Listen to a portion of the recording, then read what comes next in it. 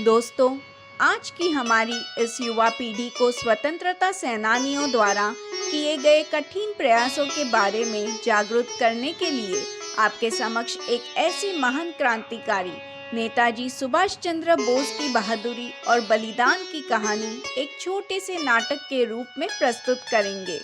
तो आइए देखते हैं काशी कथक केंद्र के छात्राओं द्वारा महान क्रांतिकारी भारत के वीर सुपुत्र नेताजी सुभाष चंद्र बोस के भारत की आज़ादी के लिए उनके योगदान की कहानी। नृत्य गुरु श्री रोहित शर्मा द्वारा निर्देशित नाटक जिसका नाम है नेताजी सुभाष चंद्र बोस की वीर गाथा। जब जीरो दिया मेरे भारत ने मेरे भारत ने दुनिया को तब गिनती आई। तारों की भाषा भारत ने दुनिया को पहले सिखलाई। देता न दशमलव भारत तो यूं चांद पे जाना मुश्किल था। धरती और चांद की दूरी का अंदाजा लगाना मुश्किल था। सभ्यता जहां पहले आई, सभ्यता जहां पहले आई, पहले जन्मी है जहां पे कला। अपना भारत वो भारत है जिसके पीछे संसार चला, संसार चला और आगे बढ़ा। यूं आगे बढ़ा बढ़ता ही गया। भगवान करे ये और बढ़े, बढ़ता ही रहे और फूले फले, बढ़ता ही रहे और फूले फले। नमस्कार बंधुओं, नमस्कार। आज का यह आज़ाद भारत देखकर और आज़ादी से जी रहे हमारे देशवासियों को देखकर बहुत ही खुशी हो रही है। आज़ाद भारत में सांस लेना आप सभी को कैसा लग रहा है? क्या आप सब जानते हैं कि मैं कौन हूँ? मैं भी आप में से ही एक भारत माँ का पूत हूँ। जब भारत आज़ाद हुआ तब मैं आज़ादी की खुशी नहीं मना पाया था, मगर फिर से लौटा हूँ आज़ाद भारत में आज़ादी से जीने। दोस्तों, मैंने भी स्वतंत्रता सेनानियों का संघर्ष देखा है, बलिदान देखा है, उन्हें भारत की आज़ादी के लिए लड़ते देखा है। अंग्रेजों ने कभी हमें बम से उड़ाया तो कभी गोलियों से सीना छलनी कर दिया। उन्होंने जो दर्द सहा है मैं उसकी शब्दों में व्याख्या भी नहीं कर सकता।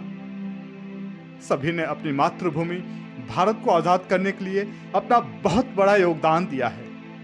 उन्होंने अपनी आने वाली पीढ़ियों यानी हमारे लिए स्वयं को कुर्बान कर दिया और अपना तन मन धन सब कुछ इस देश के हित में न्यौछावर कर दिया, न्यौछावर कर दिया, न्यौछावर कर दिया।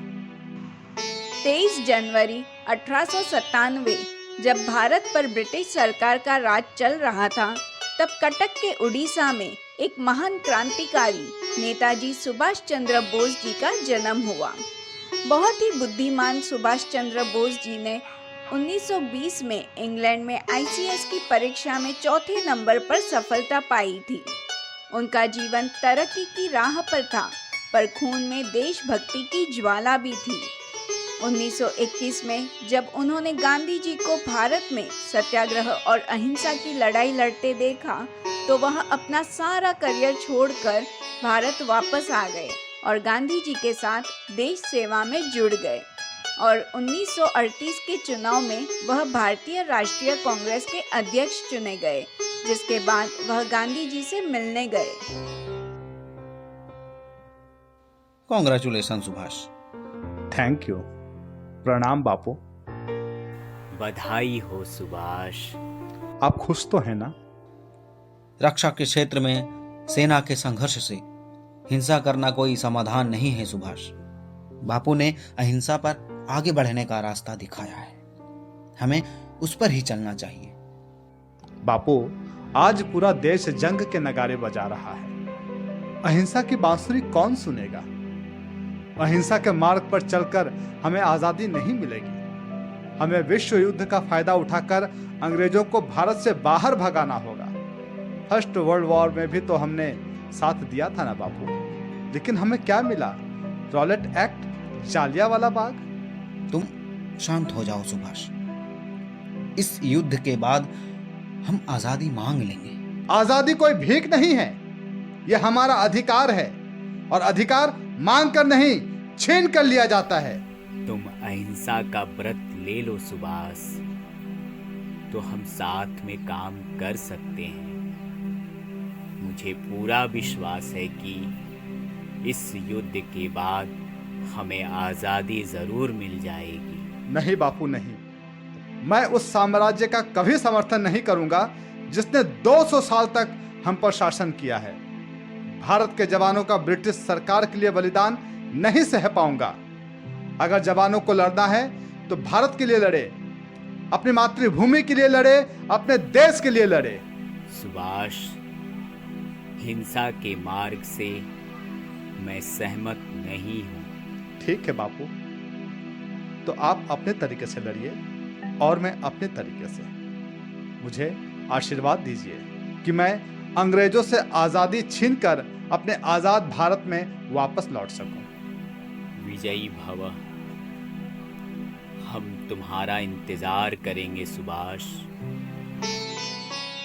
अध्यक्ष पद छोड़ने के बाद भी सुभाष चंद्र बोस जी ने अपनी आज़ादी की लड़ाई जारी रखी, जिस कारण उन्हें 11 बार अंग्रेज सरकार ने जेल में डाला।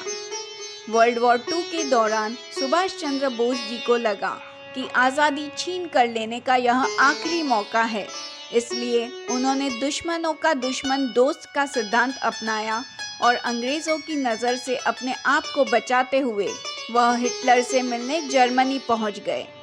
वहां प्रिजनर्स ऑफ वॉर को तैयार किया, जिन्होंने सुभाष चंद्र बोस जी को नेताजी का शीर्षक दिया।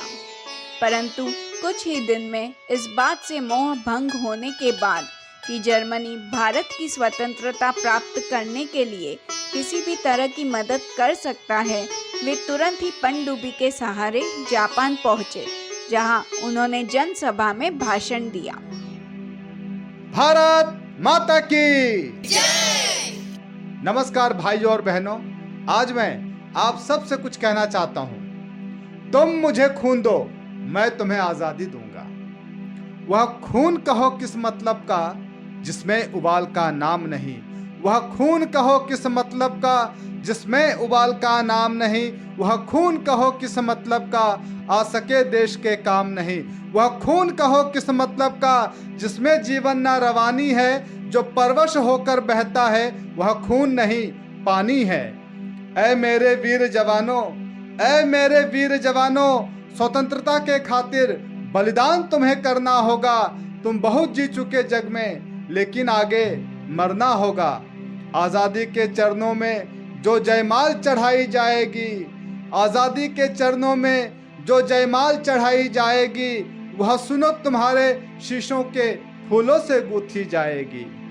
इस तरह नहीं सिर्फ बातों से मतलब सरता है, इस तरह नहीं सिर्फ बातों से मतलब सरता है। लो यह कागज है, कौन यहाँ आकर हस्ताक्षर करता है। देखे कौन अपना तन मन धन जन जीवन माता को अर्पण करता है। देखे कौन अपना तन मन धन जन जीवन माता को अर्पण करता है। मैं कफन बढ़ाता हूँ आगे, मैं कफन बढ़ाता हूँ आगे।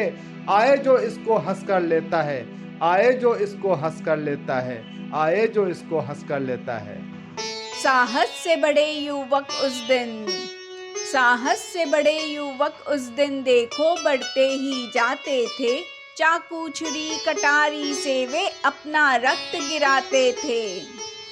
उस रक्त की शाही में वे अपनी कलम डुबाते थे। आज़ादी के परवाने पर हस्ताक्षर करते जाते थे, हस्ताक्षर करते जाते थे। बेटा सुभाष, यह मेरी जिंदगी की सारी कमाई है। इसे मेरे बेटे के हाथों से ले लो और उसे अपना आशीर्वाद भी दे दो। माँ, मैं इसे स्वीकार नहीं कर सकता। लेकिन क्यों बेटा सुभाष? क्योंकि यह बहुत कम है माँ। मेरे बड़े बेटे के गुजर जाने के बाद बस यही बचा है मेरे पास।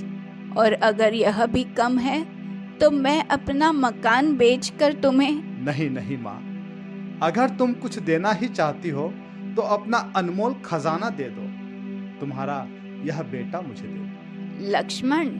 लक्ष्मण तो मेरा एक लौता सहारा है। अगर यह भी चला गया तो इस बुढ़िया को कौन संभालेगा? तो क्या मैं तुम्हारा बेटा नहीं हूँ? अरे भगवान राम भी तो लक्ष्मण के बिना नहीं जा पाए थे, तो मैं कैसे लक्ष्मण के बिना आजादी हासिल करूंगा? मेरा लक्ष्मण तेरी छत्र छाया में हो, इससे बढ़कर एक माँ को और क्या चाहिए। जा लक्ष्मण जा, अपने बड़े भाई सुभाष का आशीर्वाद लेकर आजादी जीत कर आना। भारत माता की भारत माता की भारत माता की।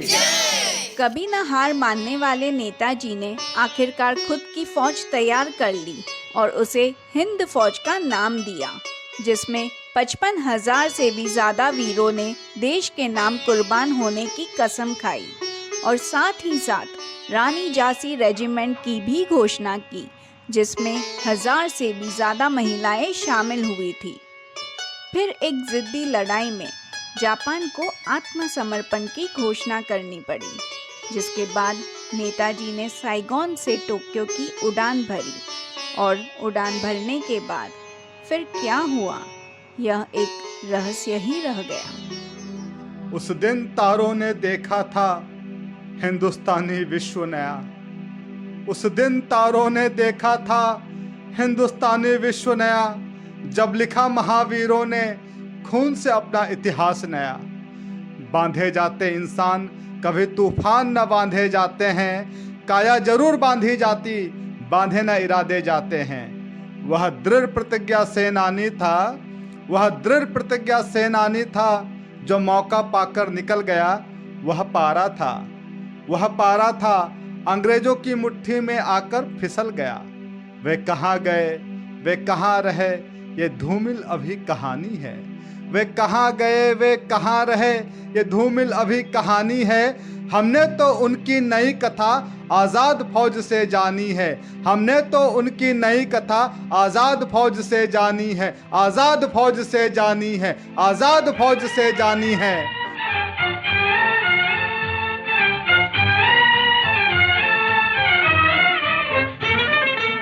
अपने लिए जिए तो क्या जिए, अपने लिए जिए तो क्या जिए, तू जिए दिल जमाने के लिए। अपने लिए जिए तो क्या जिए।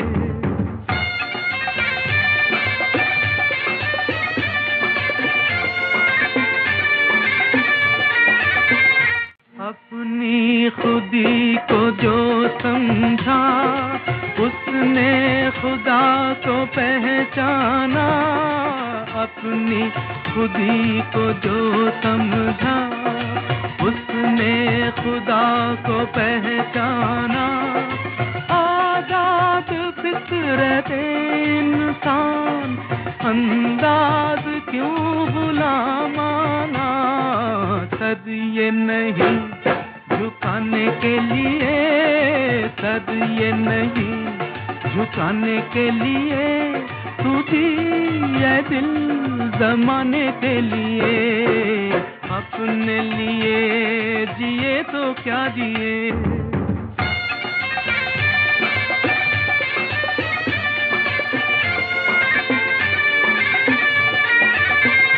चल आफताब लेकर चल, चल माहताब लेकर चल, चल आफताब लेकर चल, चल माहताब लेकर चल।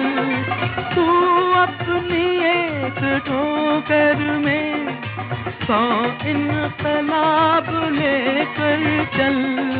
जुल्म सितम मिटाने के लिए, जुल्म सितम मिटाने के लिए, तू जिए दिल जमाने के लिए। अपने लिए जिए तो क्या जिए अपने लिए, जिए तो क्या जिए तू जिए दिल जमाने के लिए, अपने लिए जिए तो क्या जिए।